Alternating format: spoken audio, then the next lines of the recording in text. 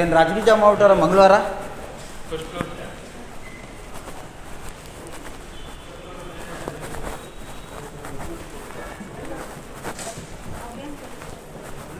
ಅಪಾರ ಆಯಿತು sir. Transport officer ಯಾರಿದ್ದಾರೆ ಸರ್ ಇಲ್ಲಿ? ಯಾರೋ ನಮಗೆ ಗೊತ್ತಿಲ್ಲ. ನಾವೆಲ್ಲ ಡ್ರೈವರ್ಗಳು. ನಾವು ಯಾವ ಅಧ್ಯಕ್ಷರು ಅಲ್ಲ, ಯಾವ ಸಂಘಟನೆಯಿಂದನೂ ಬಂದಿಲ್ಲ.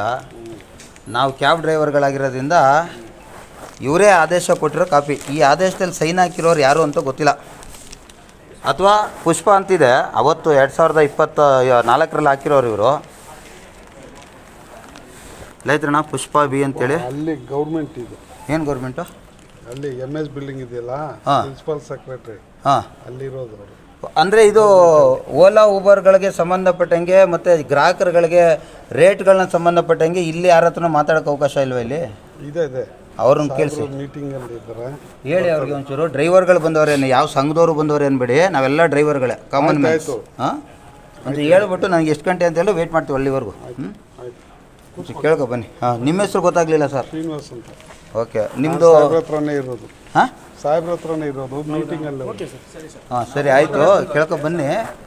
ಇದ್ರ ಬಗ್ಗೆ ಮಾಹಿತಿ ತಗೊಂಡು ಅದು ಸ್ವಲ್ಪ ಒಂಚೂರು ಮಾತಾಡ್ಬೇಕು ನಾನು. ಹಾಂ, ಓಕೆ. ಸಾಧ್ಯವಾದ್ರೆ ಅವ್ರನ್ನೇ ಆಚೆ ಕರ್ಕೊಂಬಿಟ್ರೆ ಒಳ್ಳೇದು. ಯಾಕಂದ್ರೆ ಅವ್ರ ಆಫೀಸಲ್ಲಿ ಜಾಗ ಇರೋಲ್ಲ ಸರ್, ಅದಕ್ಕೆ ಕೇಳ್ತಾಯಿದ್ದೀನಿ. ಜಾಗ ಇಲ್ಲ ಹಂಗಿದ್ರೆ ಆಮೇಲೆ ನಮಗೇನು ಸಂತೋಷ, ಹೋಗೋಣ ಬಿಡಿ ಒಳಗೆ. ಜಾಗ ಇಲ್ವಾ?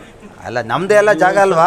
ನೀವು ಒಂದು ಸರಿ ನೋಡ್ಕೊಂಬನ್ನಿ ಆಫೀಸಲ್ಲಿ. ಹಾಂ, ಅಂದರೆ ಇರಲಿ ನಮ್ಮದೇ ಜನಗಳದ್ದು ದುಡ್ಡಲ್ಲಿ ಇರೋ ಕಟ್ಟಿರೋ ಬಿಲ್ಡಿಂಗು. ಆರಾಮಾಗಿ ಅವ್ರು ಮಾಡಿರ್ತಾರೆ. ಆ ಥರ AC ಎಲ್ಲ ಇರ್ತದೆ ಬಿಡಿ. ನಾವು ಕಾಫಿ ಏನಾದ್ರು ಕೊಡಿಸ್ತೀರಾ ಹೆಂಗೆ ನಮ್ಗಳಿಗೆ? ಕೊಡ್ಸೋಣ ಬಿಡಿ. ಕೊಡಿಸ್ಬೇಕು ಸರ್. ಯಾಕಾದ್ರೆ ನಮ್ಮನ್ನು ನಾವು ಒಂದು ದಿನಕ್ಕೆ ಇಲ್ಲ ಅಂದ್ರೆ ಹೊಸಿ ಟ್ಯಾಕ್ಸ್ ಕಟ್ತೀವೇನ್ರಿ? ನೀವು ಅವ್ರನ್ನ ಕೇಳಬೇಕು. ಅಲ್ಲ, ಹೇಳ್ದೆ ನೀವು. ಹಾಂ, ನಾವು ನೀವು ಹೆಂಗೆ ಕೇಳಿದ್ರೆ ನಾವು ಅದನ್ನು ಹೇಳ್ತಾ ಇದ್ದೀವಿ ಅಷ್ಟೇ.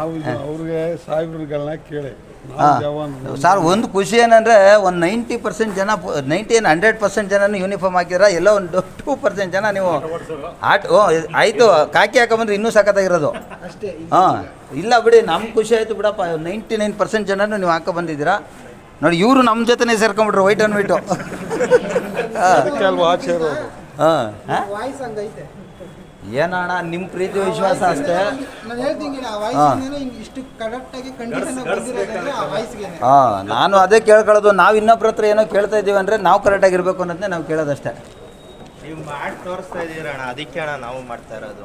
ಇಷ್ಟೇ ದಿನ ಯಾರೋ ಒಬ್ರು ಬಂದ್ಬಿಟ್ಟು ನೀವು ಮಾಡಿ ಅಂತ ಹೇಳ್ಕೊಟ್ಟು ಮಾಡಿಸ್ತಾರಲ್ಲ, ಅದು ನಮ್ಗೆ ಬೇಕಾಗಿಲ್ಲ. ಖಂಡಿತ ಮಾಡಬೇಕು, ಅಷ್ಟು ಮಾಡ್ತಾ ಇದೀರಲ್ಲ, ಅದಕ್ಕೆ ನಾವು ಬಂದಿರೋದು. ನಾವು ಅದನ್ನೇ, ನಾವೊಂದು ಕಸ ಗುಡಿಸ್ಬೇಕು. ಈಗ ಇದೇ ವಿಚಾರದಲ್ಲಿ ನಾನು ಜೈಲಲ್ಲಿದ್ದಾಗ ಯಾರೋ ಅವನು 4-5 ಸಲ ಜೈಲಿಗೆ ಬಂದು ಹೋಗಿದ್ದಂತೆ. ಅವನು ಸೀನಿಯರು ಜೈಲಿಗೆ.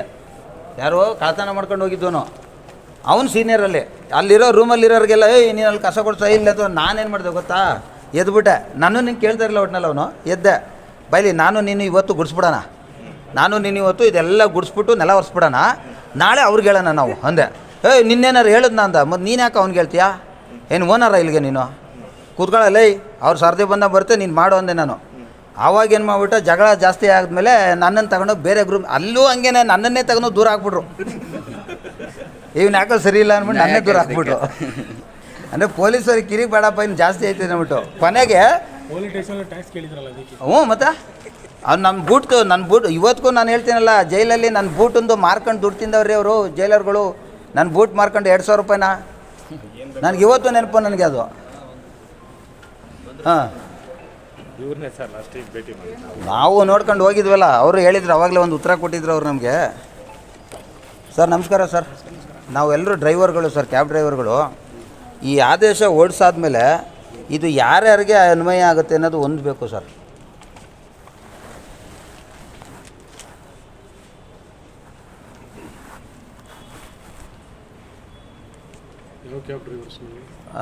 ನಮ್ಮದು ಎಲ್ಲ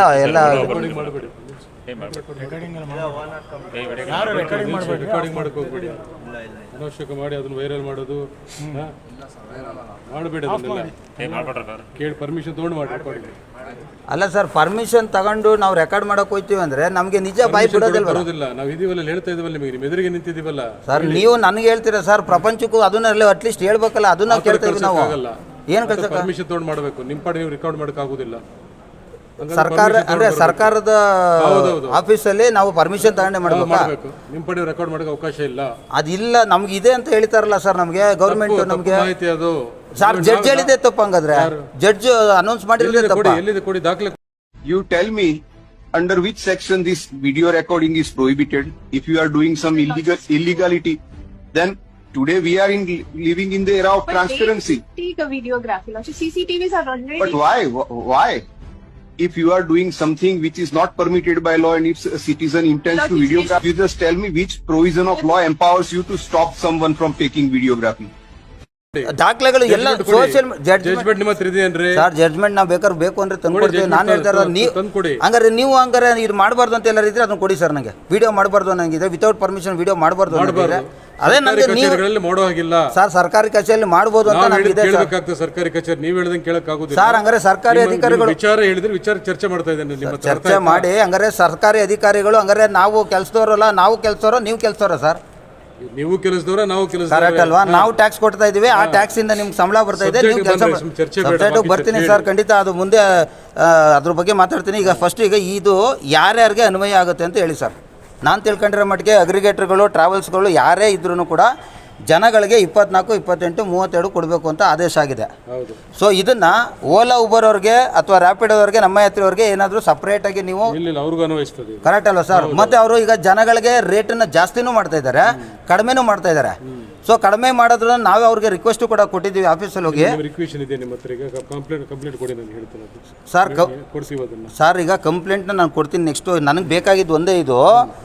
ಅವ್ರನ್ನ ನಾವು ಹೋಗಿ ಆಲ್ರೆಡಿ ಆಫೀಸ್ ಹೋಗಿ ಕೇಳಿದ್ವಿ. ಯಾರಿಗೆ? ಅವರು ನಮ್ಮ ಯಾತ್ರಿ ಆಫೀಸ್ಗೆ, ರ್ಯಾಪಿಡ್ ಆಫೀಸ್ಗೆ ಎಲ್ಲ ಹೋಗಿ ಅವ್ರೇನಂತಾರೆ, ಸರ್ ನಮ್ಗೆ ಯಾರು ಹೇಳಿಲ್ಲ ಅಂತ ಹೇಳಿದಾಗ ಅವರು ಮತ್ತೆ ನೀನು ಯಾಕಪ್ಪ ರೇಟನ್ನ ನೀನು ಜಾಸ್ತಿ ಮಾಡೋದು ಕಮ್ಮಿ ಮಾಡೋದು ಮಾಡ್ತಾ ಇದೆಯಾ? ಸರ್ಕಾರ ಆದೇಶ ಕೊಟ್ಬಿಟ್ಟಿದೆ. ಇದು AC ಗಾಡಿಗೆ, ನಾನ್ AC ಗಾಡಿಗೆ ಅಂತ ಅವ್ರು ಹೇಳಿಲ್ಲ. Rate of depend upon rate ಮೇಲೆ ಹೇಳಿದ್ದಾರೆ. ಅವರು ಜನ ಕೆಟ್ಟವರು, ಇದು ಎಂಥದ್ದು ಬಡವರು ಬರಲಿ ಶ್ರೀಮಂತರು ಬರಲಿ ಒಂದೇ ಹೇಳಿದ್ಯಾ ನೀನು ನಿನ್ನ ಕಂಪ್ನಿ ವರ್ಚಸ್ಸನ್ನ ಬೆಳೆಸ್ಕೊಳ್ಳೋದಕ್ಕೋಸ್ಕರ ನಮ್ಮನ್ನ ಯಾಕೆ ತುಣಿತಾ ಇದೆಯಾ? ನೀನು ಸ್ಟ್ಯಾಂಡರ್ಡ್ ರೇಟ್ ಮಾಡಿ ಬಿಡೋಗ್ರು ನೀನು ಅಂತ ನಾನು ಕೇಳಿದ್ದಕ್ಕೆ, ಇಲ್ಲ ನಾವು ಆ ಥರ ನಮ್ಗಿನ್ನೂ ರೆಗ್ಯುಲೇಷನ್ ಬಂದಿಲ್ಲ ಅಂದರು. ನಾನು ಇದನ್ನ ನಿಮ್ಮ ಹತ್ರ ಕೇಳ್ಕೊಂಡು ಹೋಗೋಣ ಅಂತ ಅವ್ರಿಗೊಂದು ಕಾಪಿ ಕಳಿಸ್ತೀವಿ. ರೆಗ್ಯುಲೇಟರ್ ಎಲ್ಲರಿಗೂ ಕಳಿಸುವಂಥದ್ದು ಅಂದ್ರೆ ಏನು? ಎಲ್ಲರಿಗೂ ಅನ್ವಯಿಸ್ತಕ್ಕಂಥದ್ದು ಇದು. ಅವ್ರಿಗೆ ಇವ್ರಿಗಂತಲ್ಲ. ಕರೆಕ್ಟ್. ಈಗ ನೀವು ಅವ್ರು ಕಳಿಸಿ ಅಂದ್ರೆ ಕಳಿಸೋಣ ಅವರಿಗೆ. ಅಲ್ಲ ಕಳಿಸ್ಲೇಬೇಕು, ಅವ್ರು ಮಾಡ್ಲೇಬೇಕು. ರೆಗ್ಯುಲೇಟರ್ ನಮಗೆ ಲೆಟರ್ ಕೊಟ್ಬಿಟ್ರೆ ನಾನು ಲೆಟರ್ ಕೊಡಿ ನಮಗೆ. ಈ ರೀತಿ ನಾವು ಹೋದಾಗ ಈ ತರ ಮಾಹಿತಿ ಕೇಳಿದ್ದಾರೆ, ಇವ್ರಿಗೆ ಮಾಹಿತಿ ಇಲ್ಲ ಅಂತ ಕಾಣುತ್ತೆ, ಮಾಹಿತಿ ಕೊಡಿ ಅಂದ್ರೆ ಕೊಡೋಣ, ಅವ್ರಿಗೆ ಮಾಹಿತಿ ಕಳಿಸೋಣ. ಅಲ್ಲ ಮಾಹಿತಿ ನೀವು ಕೊಡ್ತೀರಿ. ಲೆಟರ್ ಕೊಡಿ ನನಗೆ. ನಾನು ಅಸೋಸಿಯೇಷನ್ ಇಂದ ಬಂದಿಲ್ಲ. ನಾವೆಲ್ಲ ಇಂಡಿವಿಜುವಲ್ ಕೊಡಿ. ಇಂಡಿವಿಜುವಲ್ ಆಗಿ ಎಲ್ಲರೂ ಕೊಡೋಣ ಬ್ರದರ್, ನಾವೆಲ್ಲರೂ ಕೊಡೋಣ. ಯಾಕಂದ್ರೆ ಒಂದು ಕಂಪ್ಲೇಂಟ್ಗೆ ವ್ಯಾಲ್ಯೂ ಇಲ್ಲ, ಇಲ್ಲಿ 1000 ಕಂಪ್ಲೇಂಟ್ಗೆ ವ್ಯಾಲ್ಯೂ ಇರೋದು. ನಾನು ಹೇಳ್ತೀನಿ, ಆ ಥರ PDF ಮಾಡ್ಕೊಡ್ತೀನಿ. ನೀವೆಲ್ಲರೂ ಪ್ರಿಂಟ್ ಮಾಡ್ಕೊ ಬನ್ನಿ, ನಿಮ್ಮ ಸಿಗ್ನೇಚರ್ ಹಾಕಿ, ನಿಮ್ಮ DL ನಂಬರ್ ಹಾಕಿ, ಎಲ್ಲ ಹಾಕಿ, ಅದು ತಾಗ್ಲೇಬೇಕು ಅದು ಅವ್ರಿಗೆ. ಅರ್ಥ ಆಯ್ತಾ? ನಾನು ಏನು ಹೇಳ್ತೀನಿ ಅದನ್ನ ಫಾಲೋ ಮಾಡಿ ಬ್ರದರ್.